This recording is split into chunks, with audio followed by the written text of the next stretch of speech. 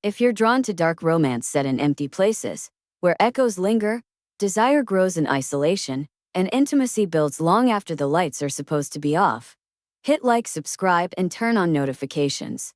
This is the story of the night I stayed behind to lock up a hotel, and the man who refused to leave with the rest of the world. The hotel is never this quiet. Even during the slow weeks at the end of summer, there's usually something.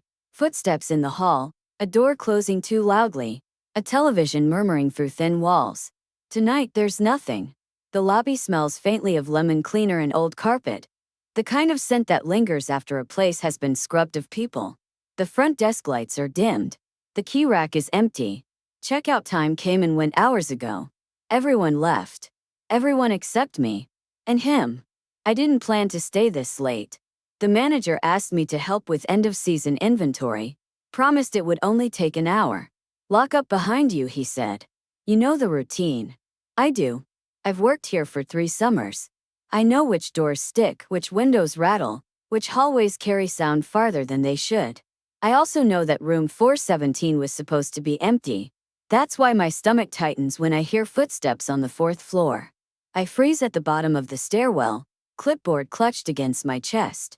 The steps above are slow, unhurried, like whoever is walking knows there's no rush. You're staying late, a voice says. It's calm, low, male. I look up.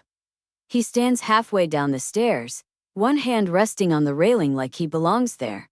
White, mid-30s, tall in a way that feels deliberate rather than imposing. Dark hair neatly kept. No suitcase, no jacket, no intention of leaving. You're not supposed to be here, I say. That's a strange way to greet your last guest, he replies. The corner of his mouth lifts, not a smile, something more restrained. His name is Adrian. He tells me that when I check the system again, fingers moving faster than my thoughts, confirming what I already know. Room 417. Paid through tonight. The system shows him checked out. The room doesn't. There must have been a mistake, I say. Possibly, he replies. Or maybe someone assumed I'd leave when the others did. You were supposed to. He tilts his head slightly. Was I told that? I hesitate. No, I admit. Then I'm still a guest, he says calmly. The logic is irritating. Unfortunately, it's correct. I escort him back to the room. Keys jangling too loudly in the silence. The 4th floor feels cavernous now, doors shut, lights dimmed, carpet swallowing our footsteps. He walks beside me, not crowding, not lagging. You don't seem nervous, he observes. I am, I reply. About me. About being alone in a hotel that's supposed to be closed. He considers that. Fair. Room 417 opens onto darkness and moonlight. The curtains are drawn back. Balcony doors cracked open. The ocean beyond reflects silver and black, restless and endless. You've already packed, I note. Yes. But you didn't leave. No. Why? He turns toward me then, gaze steady. Because sometimes, he says, places feel different when they're empty. The answer sends a shiver down my spine. Policy says I should insist. Call the manager. Call security. Do something official. Instead, I stand there, hand still on the door handle, aware of the way his attention never feels invasive, just present. I need to lock up, I say. You can, he replies. I won't stop you. You'll be locked in. I'm aware. And you're fine with that? Yes. The confidence in his voice unsettles me more than fear would. I lock the stairwell doors, the side exits, the service entrance. With each click of metal, the hotel seals itself around us. Adrian watches without comment, leaning against the front desk like he's waiting for something.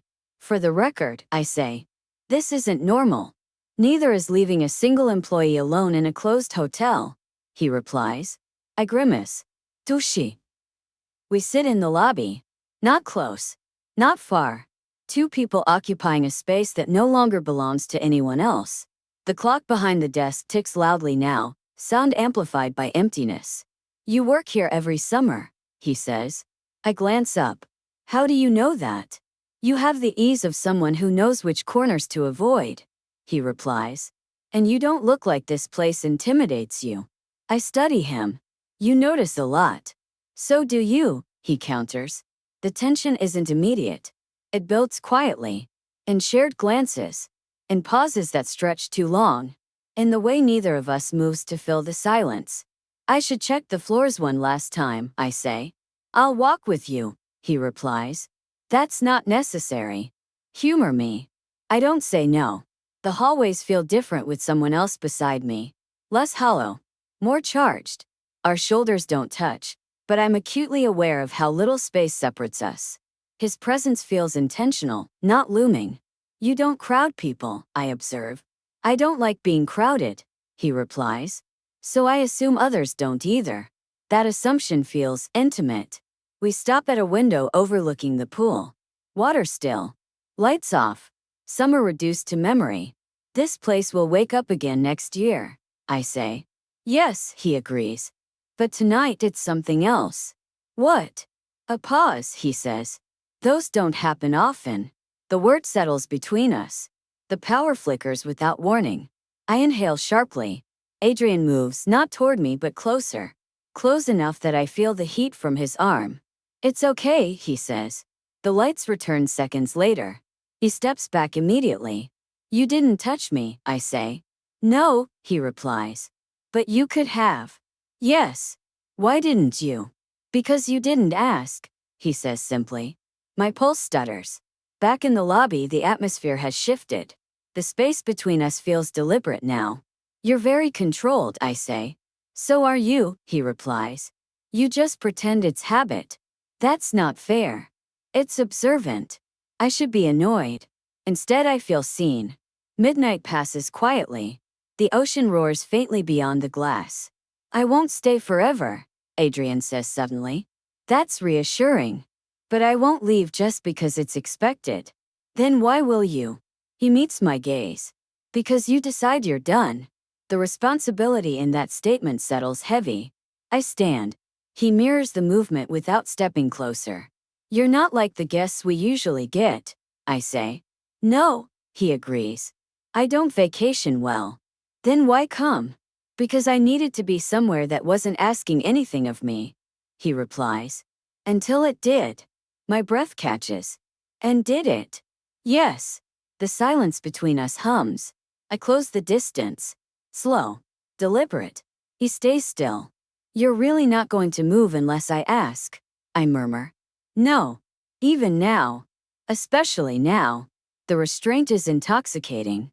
Touch me, I say. He exhales slowly. Say it again. Touch me. Only then does he step forward. Hands settling at my waist. Firm, grounding, respectful. You're choosing this, he says. Yes. The kiss is unhurried. Intentional. Heavy with the weight of waiting. After, we sit together on the lobby sofa. Shoulders touching openly now. This doesn't make the night own us, I say. No, he agrees. It just means we were present in it. Dawn creeps in pale and quiet. The hotel feels lighter somehow, like it's exhaled. Adrian gathers his back. You'll unlock the doors soon, he says. Yes. And I'll leave. I hesitate. Will you? He looks at me. If you want me to. I meet his gaze. I want you to come back.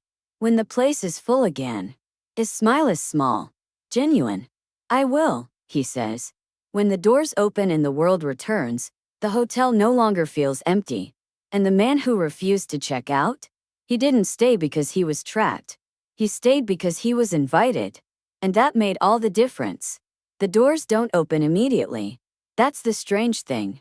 The lobby fills with morning light, the ocean brighter now, but the hotel remains suspended in a quiet that feels deliberate, as if it knows something happened here that shouldn't be rushed away.